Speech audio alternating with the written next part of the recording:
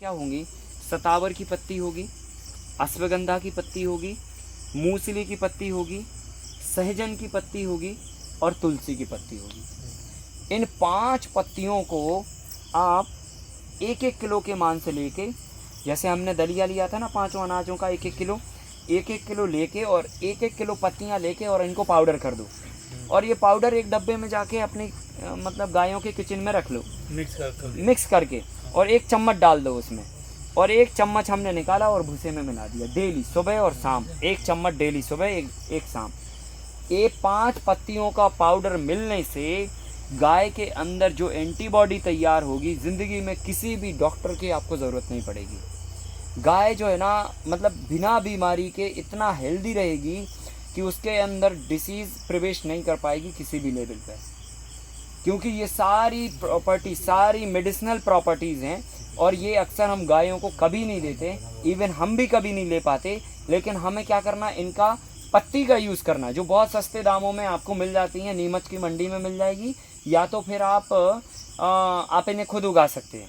तो जो ठोस पार्ट निकले वो आप मेडिसिन के रूप में आप अपना खुद यूज़ कर लेना, बाकी जो पत्ती पार्ट निकले वो आप जो है ना गायों के लिए पत्तियों का यूज़ कर सकते हो।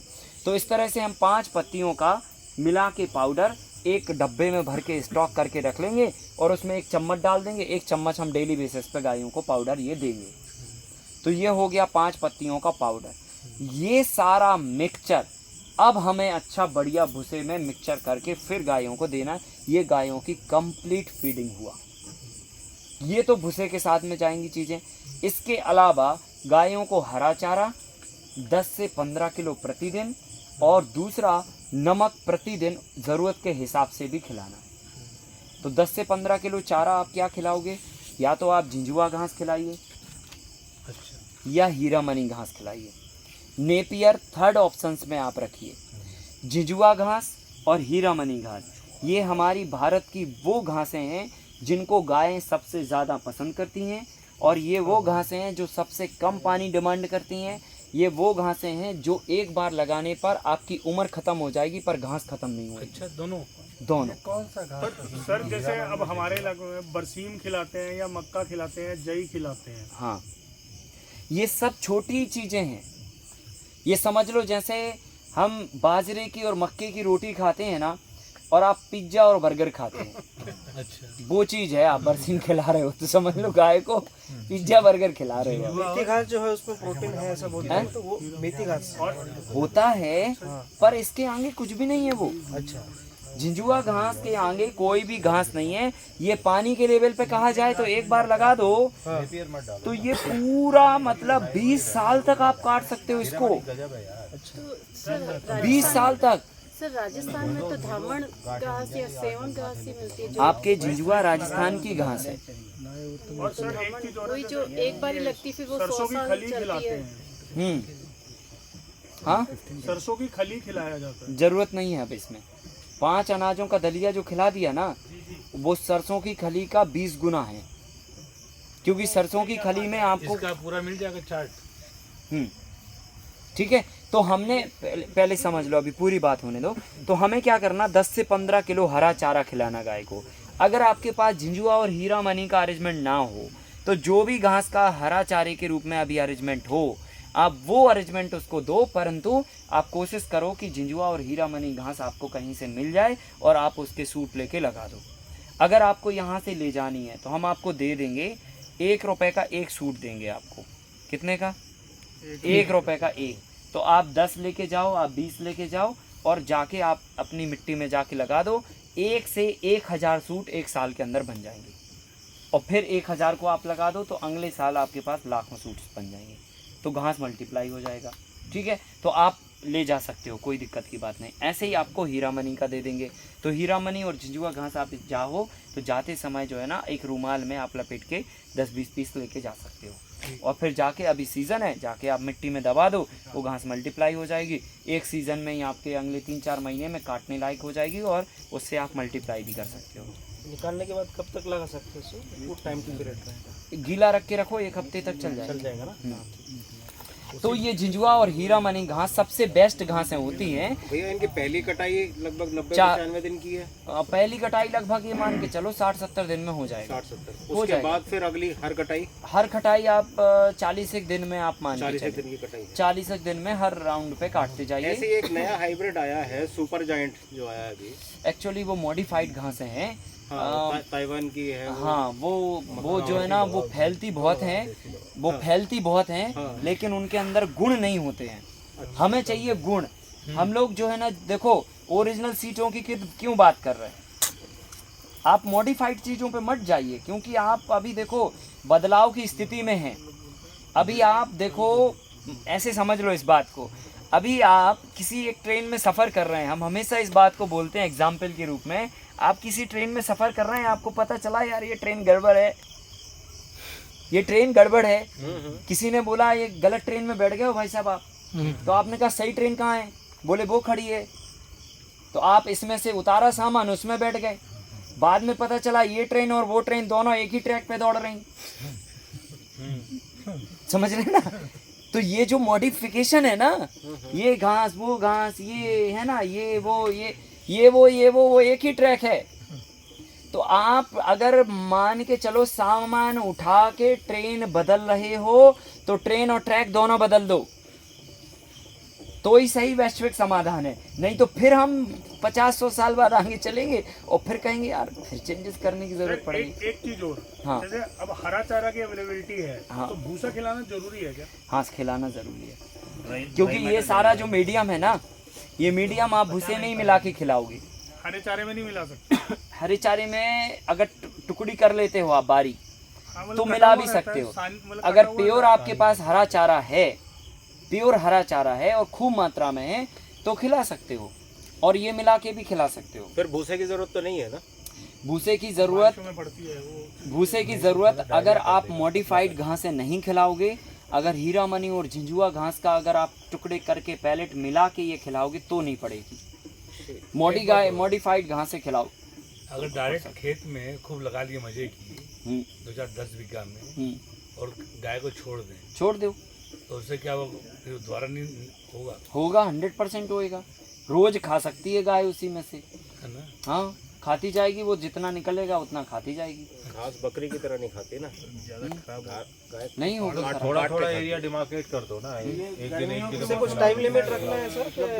जितनी भूख की गाय उतनी खाती देसी गाय, क्या चीज? ज्यादा नहीं खाती। गाय को सर जैसे वो गाय को अगर छोड़ दिया खाने के लिए, आज इस एरिया तो में गाय को उसमें कुछ छोड़ेंगे, टाइम लिमिट रखना है, गाय को वापस लाने में। नहीं, जितना उसको घूमना मर्जी से घूमने दो। हाँ, शाम को मिल्किंग का टाइम हुआ तो उसको बुला लो, या तो कुछ और आप वहाँ पे लोभ रख दो, ताकि गाय को पता चले कि अब यहाँ से जाने के बाद वहाँ कुछ अच्छा मिलेगा।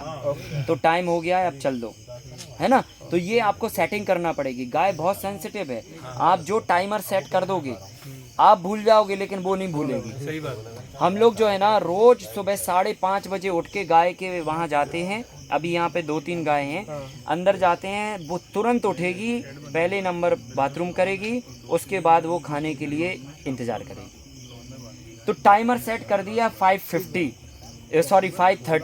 तो 5:30 पे आप अगर नहीं पहुँचोगे, अगले 5 मिनट बाद जाओगे, गाय खड़ी मिलेगी और यूरिन कर दिया होगा उसने।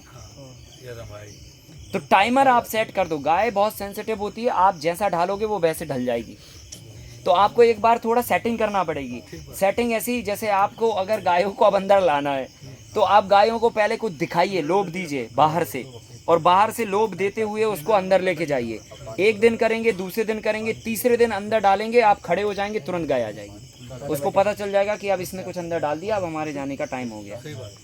ये आपको सेटिंग करना पड़ेगी। सही बात है। ये एक बार सेट कर दोगे, गारंटी से आप इतना बढ़िया तरीके से फार्म चला पाओगे। अभी बंसी गिर गौशाला है भाई गोपाल जी की, उन्होंने इतना बढ़िया उस पर काम किया है, बहुत ज़बरदस्त आइडियल तरीके से वो बहुत काम कर रहे हैं। भारतवर्ष के लिए बहुत कंट्रीब्यूशन है उनका।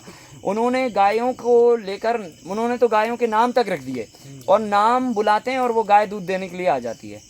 तो ये सब जो है ना, यही एडवांस वर्जन है भाई। आप कितना काम कर लेते हो, आप चीज़ों को कैसे सेट कर देते हो।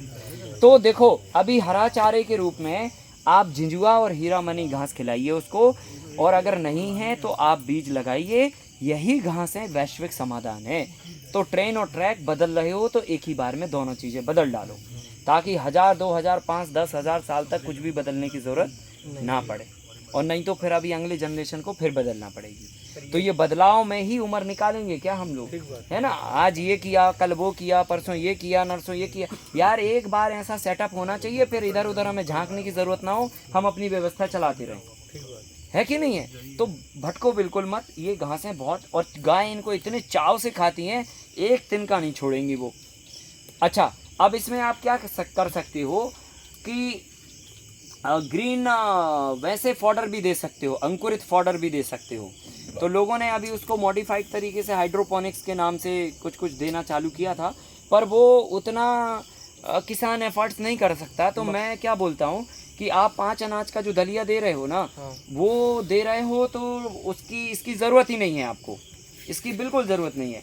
लेकिन अगर आप करना चाहो तो किसी भी एक अनाज का रूटीन बना लो कि आज एक अनाज, फिर कल दूसरा अनाज, परसों तीसरा अनाज। आधा किलो अनाज को एक गीले बोरे में गीला बोरा कीजिए, और गीले बोरे पर वो अनाज आप बिछा दीजिए, और उसके ऊपर एक और गीला बोरा ढक दीजिए, अंकुरित कर लें। हाँ, 3 दिन के बाद में आप ऊपर का बोरा हटा दीजिए।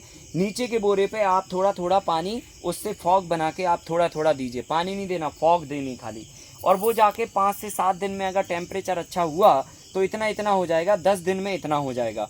तो 10 दिन में आप इतना पूरा जड़ समेत निकाल के भी उसको खिला सकते हो गाय को। आधा किलो का अनाज एक टाइम में आधा किलो का अंकुरित किया हुआ है। दलिया देने की जरूरत नहीं है।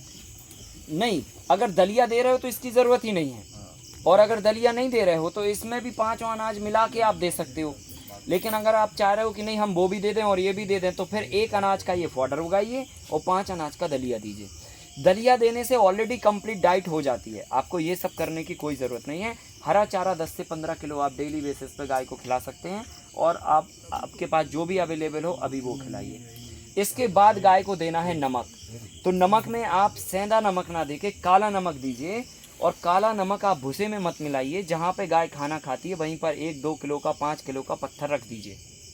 गाय को जितना खाना होगा उतना चाट के खाती रहेगी, ये उसकी मर्जी के हिसाब से चलने दो, ठीक है। क्योंकि हर बॉडी की डिमांड नमक की अलग अलग होती है। तो गाय की बॉडी की डिमांड क्या हमें नहीं पता, तो उसको आप रख दीजिए पत्थर को, वो अपने हिसाब से चाटती रहेगी और खाती रहेगी। क्लियर हो गया। तो ऐसे करके हमें गाय को नमक देना है। अब सुनो, 5 अनाज का हमने आटा दलिया दे दिया, आटा नहीं दलिया, फिर हमने चूना दे दिया, फिर हमने एजोला ग्रास दे दिया, फिर हमने क्या दिया, गुड़ दिया, और फिर जाके हमने 5 पत्तियों का पाउडर दिया, और नमक, और ये फॉडर दिया 10 से 15 किलो।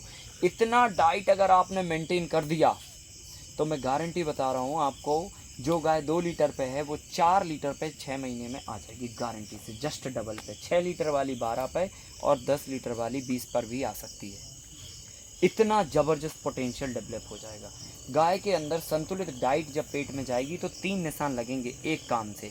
नंबर 1, पहले ये वाला खाना देने से गाय के अंदर ये खाना जाएगा तो गाय का पेट और गाय का शरीर जो बनेगा वो ज़बरदस्त होगा, देखने लायक होगा। स्किन ज़बरदस्त चमकेगी। आप हमारी गौशाला की गायों की स्किन देखोगे, शाइनिंग मारती है। अगर मान के चलो सूरज की रोशनी आ रही और गाय खड़ी है ना, तो वो चमक मारती है। आपको लगेगा नहीं कि किसी भी गाय का बाल डल हो गया, एकदम शाइन मारते हैं हमारी सभी गायों के बाल। 17 अभी 24 गायें हमारे पास, 24 गायें एक जैसी चमक मारती हैं। तो गायों की चमक ज़बरदस्त आएगी, तो गायों की बॉडी पर भी इम्पैक्ट पड़ेगा, मतलब वो कभी बीमार नहीं होंगी गाय, क्योंकि इसके अंदर सारी मेडिसिन दे दी आपने। सतावर, अश्वगंधा, मूसली, सहजन, तुलसी, कैल्शियम, चूना, गुड़ और तमाम नमक और पाउडर और 5 दलिया, सब कुछ दे दिया आपने, कुछ भी नहीं छोड़ा। अब कोई डिफिशियंसी नहीं आने वाली, किसी भी गाय को बीमारी नहीं होने वाली। गाय हेल्दी रहेगी तो सेकंड आपको फ़ायदा होगा आपके दूध पर, दूध अच्छा आएगा। और दूध आएगा तो दैनिक जीवन में हम लोग सोचते हैं यार सतावर खा लें, पर कभी नहीं खा पाते। मूसली खा लें, नहीं खा पाते। सहजन खा लें, नहीं खा पाते। तुलसी खा लें, नहीं खा पाते। दरवाजे के सामने लगा होता पर फिर भी नहीं खा पाते हम, क्योंकि हमारी लाइफ स्टाइल ही ऐसी है। तो हम क्या करें, उधर से शुरू करें, गाय से। गाय को खिलाएंगे तो गाय की हेल्थ बनेगी। गाय की हेल्थ बनेगी तो वो सारे गुण जो है ना दूध में आएंगे। दूध में आएंगे तो 1 गिलास दूध अगर आपने सुबह ले लिया तो वो मेडिसिन का काम करेगा, दूध नहीं होगा। वो सुपर मेडिसिन है, वो सुपर मेडिसिन। और मैं आपको बता दूं, अगर आप लग गए इस काम में तो आप दुनिया का सबसे बड़ा ब्रांड बना सकते हैं। इस डाइट चार्ट पर दुनिया का सबसे बड़ा ब्रांड बना सकते हैं। इसके अंदर वो पोटेंशियल है क्योंकि इसके दूध में जो क्वालिटी होगी, अभी भारत में नहीं, पूरे दुनिया के पास कोई भी ब्रांड नहीं है जिसके पास ये क्वालिटी हो। हाँ, लोग दूध बढ़ाने और गाढ़ा करने पर तो पूरे दुनिया में काम कर रहे हैं, लेकिन ये जो मेडिसिन वाली बात हो रही है, ये एक आदर्श की बात हो रही है। ये संतुलन कहीं आपको नहीं मिलेगा। लोग कैटल फीड खिला खिला के गायों का पेट खराब कर देते हैं, दूध ज़्यादा ले लेते हैं, ठीक है, वो सफाई में कर लेंगे, प्योरिटी में काम कर लेंगे, लेकिन अंदर ये विज्ञान पे काम नहीं कर रहे लोग। तो ये डाइट चार्ट फॉलो करके एक अच्छा ब्रांड आप खड़ा कर सकते हो। मिल्किंग को लेकर सुपर मेडिसिनल मिल्क के नाम पर आप बहुत बड़ा इसमें काम खड़ा कर सकते हो। इसका घी बनाइए आप। घी अमेरिका में हमारा एक भाई बनाता है, ओरई करके एक जगह है यूपी में, यहीं झांसी के आगे है थोड़ा सा। उसका यहाँ से 5600 रुपये लीटर में घर से उसका घी जाता है। एक दिन में करीब 10 लीटर घी बनाता है वो डेली 10 लीटर घी उसका बनता है। 56,000 रुपये की आमदनी उसके प्रतिदिन की है घी की।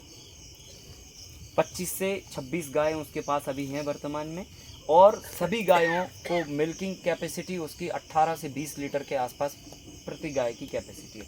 इतना आइडियली तरीके से उसने बनाया है, एज इट इज़ पूरे नॉलेज को डाइवर्ट किया। गंगानगर से हमने उसको गाय दिलवाई, और आज जो है ना एक बहुत सक्सेसफुल डेयरी फार्मर के रूप में वो है। और उसको अभी हमने एक नेशनल अवार्ड भी दिलवाया था लास्ट ईयर, और अभी आगे भी उसकी काफ़ी अच्छी तैयारी चल रही। तो कुल मिला के गिर प्योर गिर पे काम किया। तो कुल मिला के आप नस्ल कोई भी रखिए, ये ज़रूरी नहीं है कि आप गिर ही करिए, ठीक है, आपकी पसंद है आपको क्या करना है ना, लेकिन आप भारत की किसी भी नस्ल के साथ में काम कर सकते हो। हाँ ठीक है, साहिवाल, गिर, थारपारकर, कांकरेज, ये कुछ गायें ऐसी हैं जिनमें दूध का परफॉर्मेंस थोड़ा ज़्यादा होता है ना, मतलब ओबियसली उनके जेनेटिकली कैरेक्टर में है मिल्किंग का थोड़ा ज़्यादा होना। बाकी आप किसी भी गाय के साथ में काम कर सकते हो। तो आप सोचो, मतलब घी की ये जो इससे घी बनेगा ना, ये घी भी मेडिसिन होगा, शुद्ध मेडिसिन है ये घी। आपको पूरे बाजार में कहीं ढूंढने से नहीं मिलेगा। और अमेरिका में यही पता नहीं कितने डॉलर में जाके बिकता है, ज़बरदस्त सेटिंग है।